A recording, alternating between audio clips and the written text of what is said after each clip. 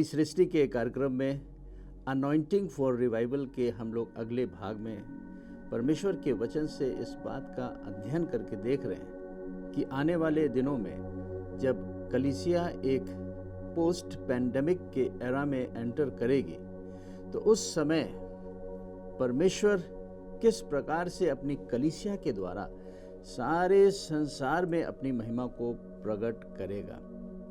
तो मंडली के लिए ये समय है कि मंडली के हर एक विश्वासी को परमेश्वर के वचन में बढ़ते हुए पवित्र आत्मा के अभिषेक को अपने जीवन में पाते हुए, इसी के साथ विश्वासी को परमेश्वर के प्रेम में बने रहने के द्वारा उस आने वाले बड़े रिवाइवल या एक बड़े ट्रांसफॉर्मेशन को हम सब एक्सपीरियंस करेंगे।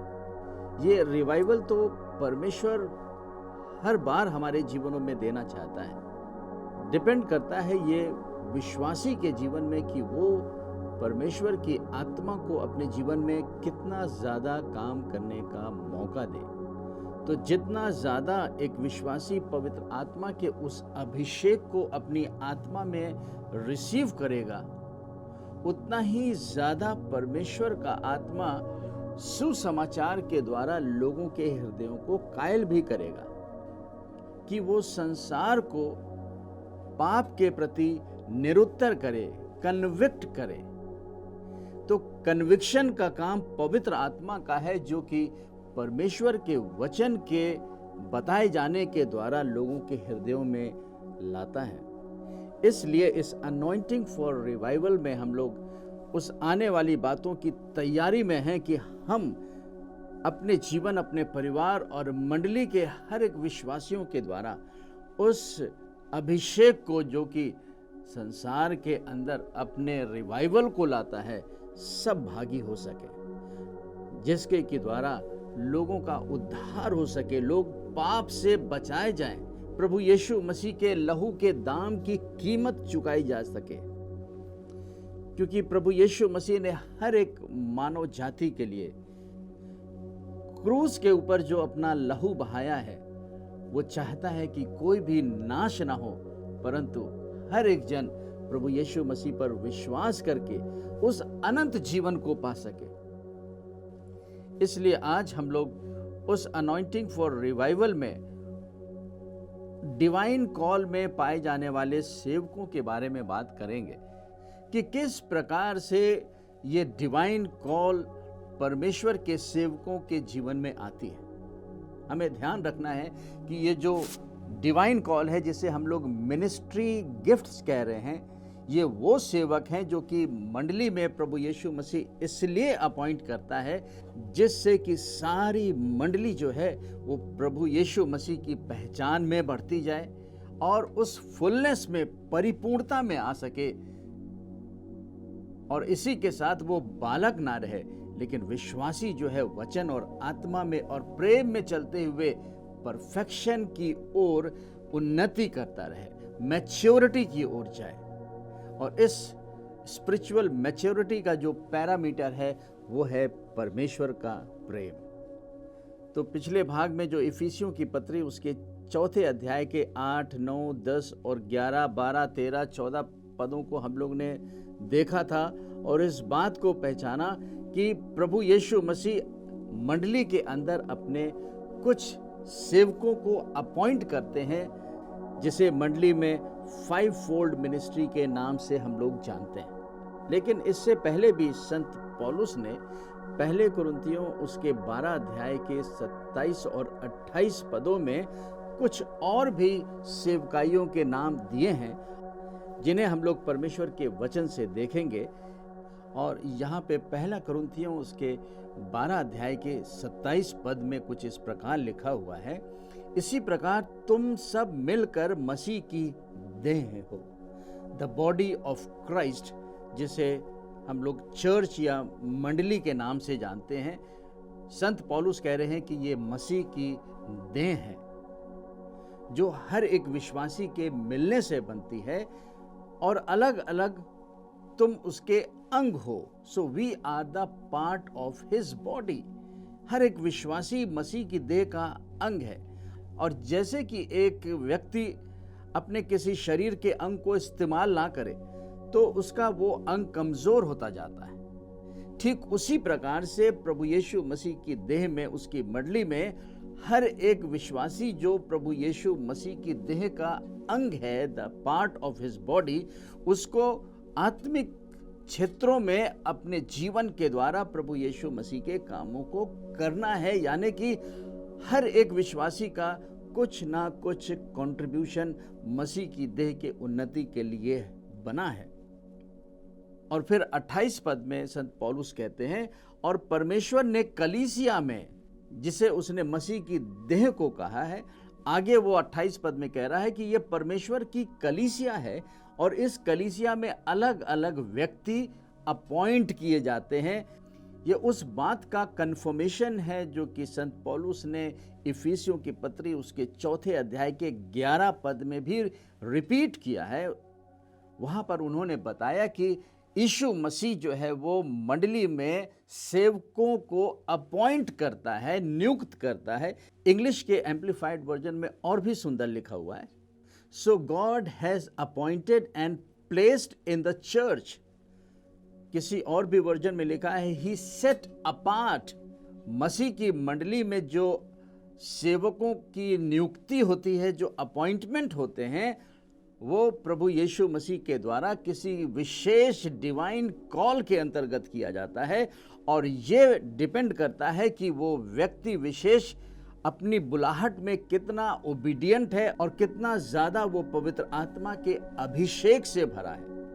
यहाँ पर एक विशेष बात को ध्यान देना है हर एक विश्वासी को कि मसीह की देह के लिए जो अपॉइंटमेंट होता है वो इस बात पर निर्भर नहीं करता है कि आप कितना ज़्यादा वचन के नॉलेज से भरे हुए हैं। नॉलेज जो है वो केवल हमारे माइंड के रियाल में काम करता है, लेकिन परमेश्वर का वचन जो है वो हमारे माइंड से भी नीचे कॉन्शियस सबकॉन्शियस माइंड के अंदर जो हमारी स्पिरिट है, जो हमारी आत्मा के लिए है, उस आत्मा में आकर के परमेश्वर के वचन का रेवलेशन होता है, प्रकाशन होता है, जहां से एक व्यक्ति विशेष मसीह की मंडली में सेवा कर सकता है। आज मंडलियों में हम लोग देखते हैं कि लोग अलग अलग इंस्टीट्यूशन से एक डिग्री को ले लेते हैं और फिर उनका अपॉइंटमेंट ऑर्गेनाइजेशन कर देती है। उन्हें चर्च की डिफरेंट ऑफिसेज में अपॉइंट कर दिया जाता है और ये अपॉइंटमेंट जो है ऑर्गेनाइजेशनल होता है। लेकिन सवाल ये है कि उस ऑर्गेनाइजेशनल अपॉइंटमेंट से पहले मसीह के द्वारा उस व्यक्ति विशेष का अपॉइंटमेंट है कि नहीं है? क्या उसकी आत्मिक बुलाहट है कि नहीं है? या केवल उस व्यक्ति विशेष ने इस ऑफिस को अपना प्रोफेशन बना रखा है, एक व्यवसाय बना रखा है? और ये एक बहुत बड़ा कारण है कि आज तक हमारी मंडलियां जो हैं वो कमज़ोर बनी रही हैं। उन सेवकों को परमेश्वर के वचन की न भूख है, न प्यास है, न वचन की भरपूरी है, न वचन का प्रकाशन है, न पवित्र आत्मा का अनुभव है। लेकिन आज संत पौलुस कहते हैं कि ये अपॉइंटमेंट केवल और केवल प्रभु यीशु मसीह देता है। ऑर्गेनाइजेशनल्स के जो हेड हैं, जो प्रभु के सेवक हैं, वो प्रभु यीशु मसीह के आत्मिक बुलाहट को कन्फर्म करते हैं। इसे हम लोग आगे भी प्रेरितों की पुस्तक में जाकर के देखेंगे।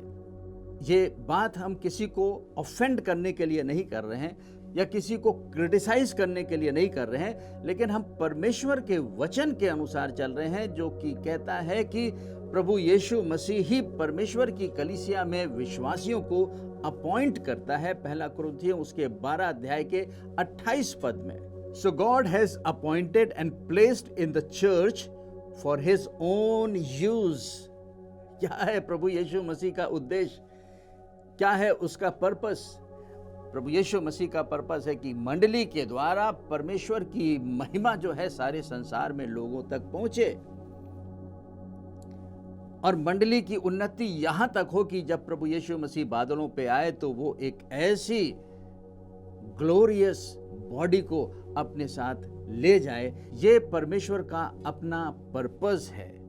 वो अपने इस्तेमाल के लिए मंडली में अपने चुने हुए अभिषिक्त सेवकों को अपॉइंट करता है। कैसे अपॉइंट करता है, किनको अपॉइंट करता है, यहाँ पे पहला कुरिन्थियों के 12 अध्याय के 28 पद में हम लोग फिर से पढ़ते हैं। So God has appointed and placed in the church for his own use, first apostle means chosen by Christ, second prophets, those who foretell the future, those who speak a new message from God to the people, और जो तीसरा है third teachers, then those who work miracles, then those with the gifts of healings, the helpers, the administrators and speakers in various kinds of unknown tongues। तो यहाँ पर वही पौलुस कुरिन्थियों की कलीसिया में 5-fold मिनिस्ट्री से कुछ और भी ज़्यादा सेवकाइयों के या ऑफिसेस की बात कर रहे हैं। इस 27 और 28 के वचनों को अक्सर जो है हम लोग पवित्र आत्मा के वरदानों से मिक्सअप कर देते हैं। तो इससे पहले कि हम लोग मिनिस्ट्री गिफ्ट्स के अध्ययन में आगे चलें, इस बात को भी हम लोग क्लेरिफाई करना चाहते हैं कि जो पहले कुरिन्थियों के 12 अध्याय में पवित्र आत्मा के 9 वरदान हैं, वो मिनिस्ट्री गिफ्ट्स के वरदानों से अलग है।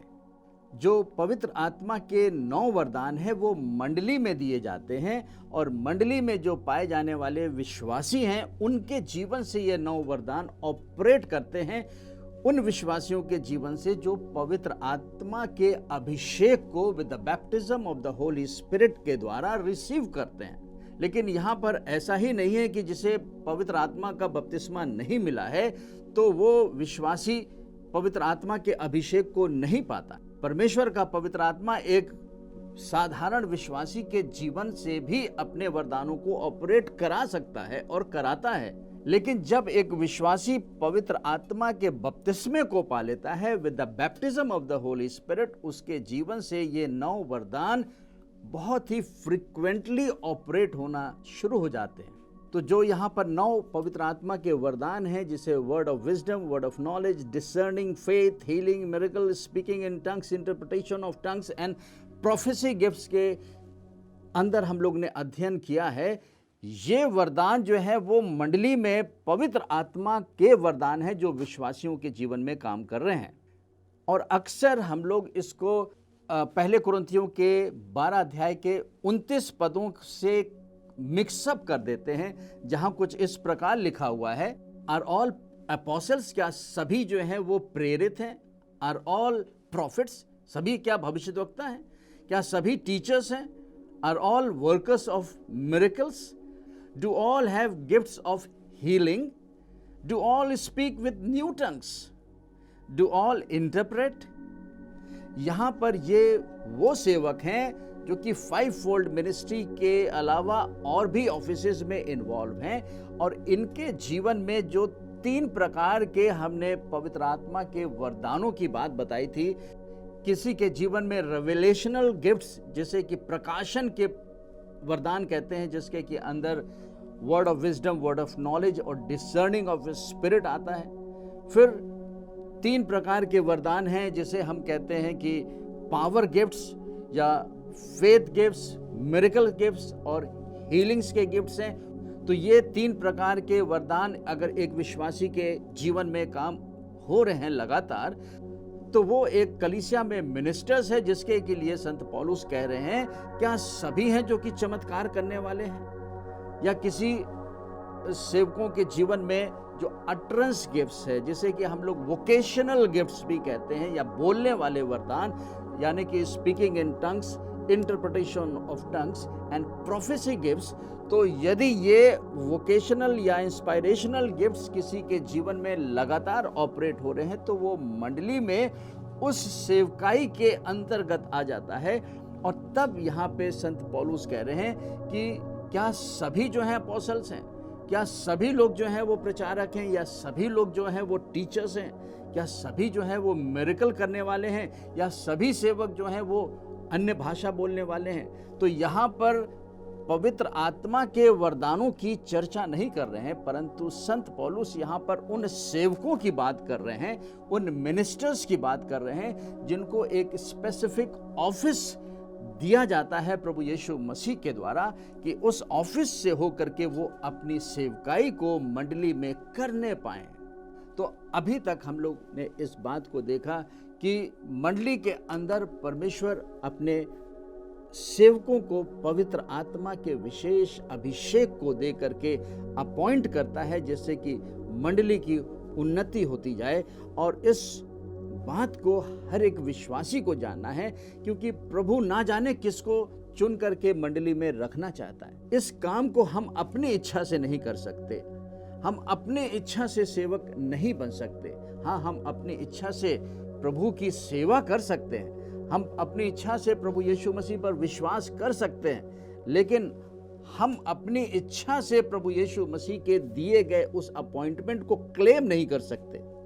तो अब इस सेवकाई के वरदान से जुड़ी हुई जो अगली बात है वो ये है कि यदि हम प्रभु यीशु मसीह के मंडली में जो भी कार्य का अभिषेक दिया है उसे हम कर रहे हैं, तो हम अपने आप को इस हाई कॉल के लिए क्लेम नहीं कर सकते हैं कि नहीं प्रभु तो हमें अपोस्टल बना या हमें प्रॉफिट बना। हम उससे प्रार्थना और निवेदन कर सकते हैं, लेकिन ये प्रभु यीशु मसीह का काम है कि वो किसको मंडली में क्या पोजीशन दे। हमें हर एक कामों को करने के लिए तैयार रहना चाहिए, चाहे वो मंडली के अंदर झाड़ू लगाने का काम हो, चाहे वो पीए सिस्टम को ठीक करने का काम हो, चाहे वो किसी म्यूजिक की मिनिस्ट्री में आपसे हेल्प कराना चाहता है, या वो किसी लिटरेचर को तैयार करने में आपकी सहायता करना चाहता है। बहुत से प्रकार की सेवकाई हैं जो प्रभु यीशु मसीह अपनी मंडली में विश्वास योग्य सेवकों को देना चाहता है। अब सेवकों को या हमें और आपको क्या करना है? हमें प्रभु के प्रति, उसकी बुलाहट के प्रति आज्ञाकारिता में बने रहना है, और यही ओबीडियंस है जो कि प्रभु यीशु मसीह अपने विश्वासियों से चाहता है। और इसी ओबीडियंस के आधार पर वो अपनी मंडली में सेवकों को नियुक्त करता है, उन्हें अभिषेक देता है, उन्हें डिफरेंट ऑफिसेस देता है, जिससे मंडली का काम हो, outpouring of the Holi spirit हो, लोग प्रभु यीशु मसीह पर विश्वास करें और सारे संसार में प्रभु यीशु मसीह की ज्योति मंडली के द्वारा चमकने पाए। इसलिए हर एक विश्वासी को ये कोशिश करना चाहिए कि वो यीशु मसीह के विश्वास में वचन के द्वारा बना रहे, पवित्र आत्मा से भरा रहे, और जहां भी परमेश्वर ने उसको सेवकाई दिया है। एक सीरीज में हमने बातचीत किया है कि इस न्यू कवेनेंट में प्रभु यीशु मसीह ने हम लोगों को एक प्रीस्ट बनाया है, एक प्रीस्टली मिनिस्ट्री दिया है। हर एक विश्वासी एक प्रीस्ट है, और इसी के साथ हर एक विश्वासी को उसने एक किंगली अनॉइंटिंग भी दिया है कि वो इस संसार में रहते हुए अपने कामों को करे। लेकिन आज अक्सर ऐसा देखने को मिला है कि बहुत से सेवकों को, जिन्हें परमेश्वर ने मार्केट प्लेस के लिए रखा था कि वहां पर वो उस किंगली अनॉइंटिंग में ऑपरेट करें, वहां पर प्रभु यीशु मसीह के प्रेम के प्रभाव को डालें, लेकिन किसी के कहने पे या किसी और के स्वप्न या दर्शन देखने के द्वारा या किसी घर परिवार के प्रेशर में आकर के वो कहते हैं कि हम फुल टाइम मिनिस्ट्री में हैं। अब सवाल ये है कि क्या उस भाई ने प्रभु यीशु मसीह के द्वारा उस फुल टाइम के ऑफिस की बुलाहट को पाया है कि नहीं?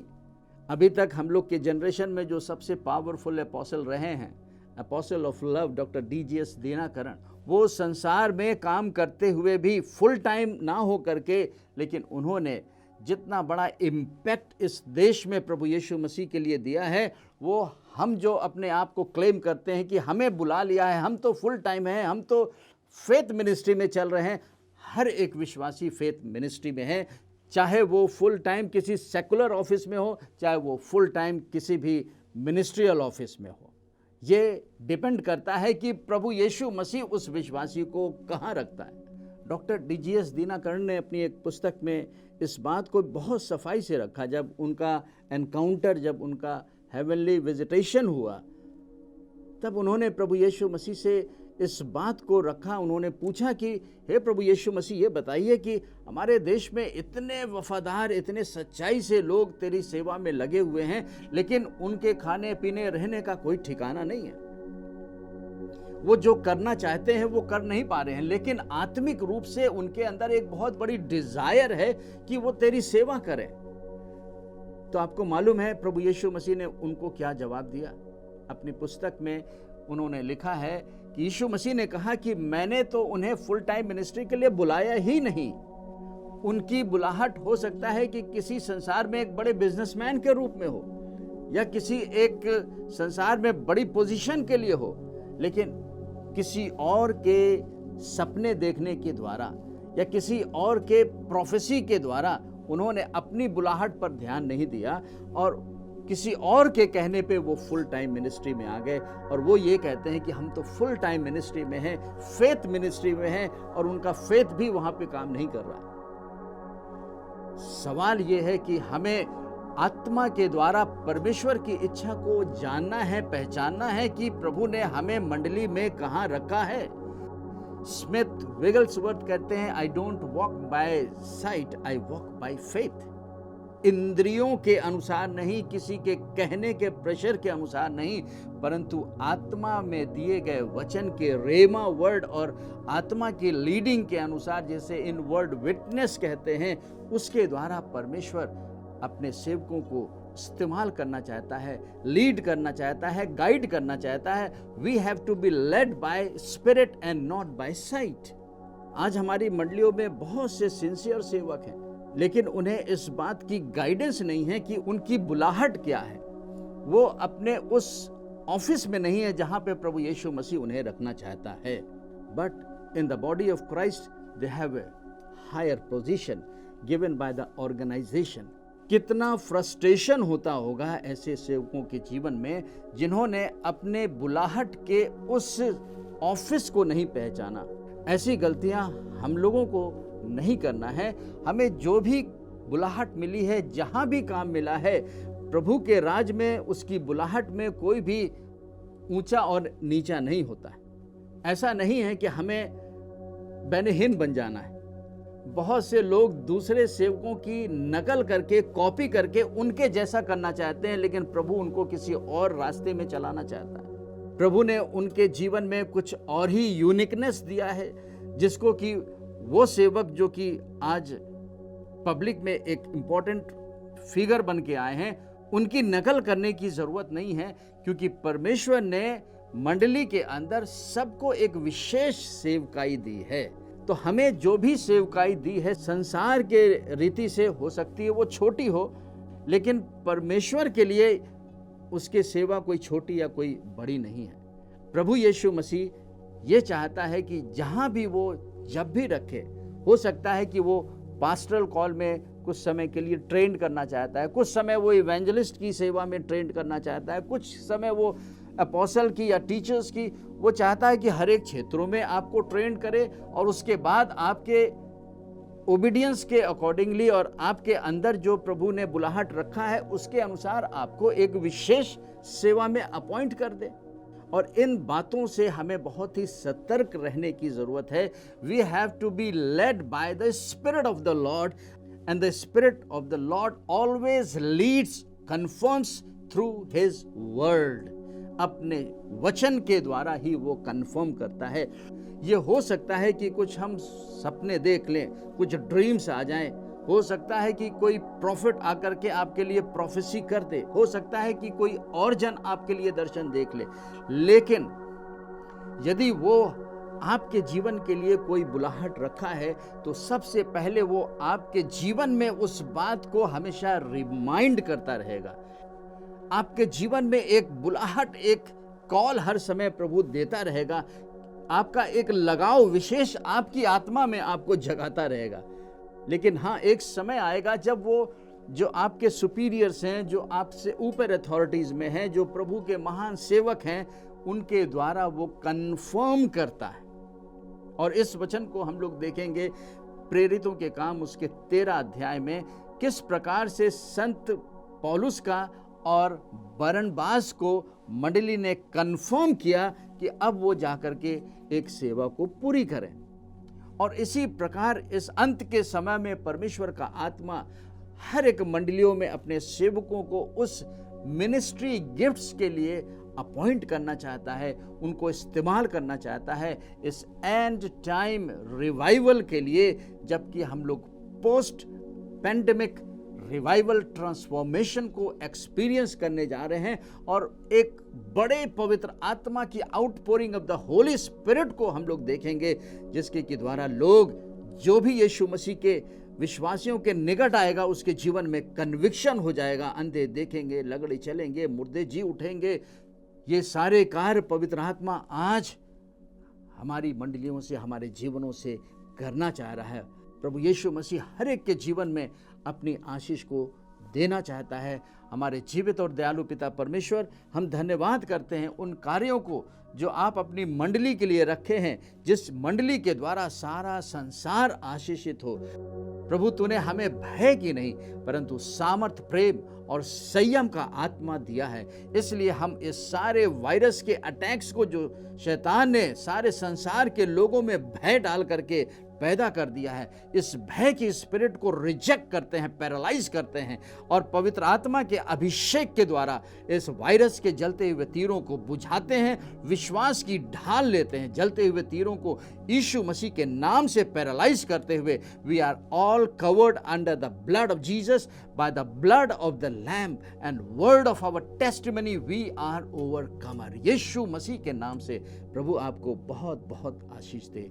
जय यीशु।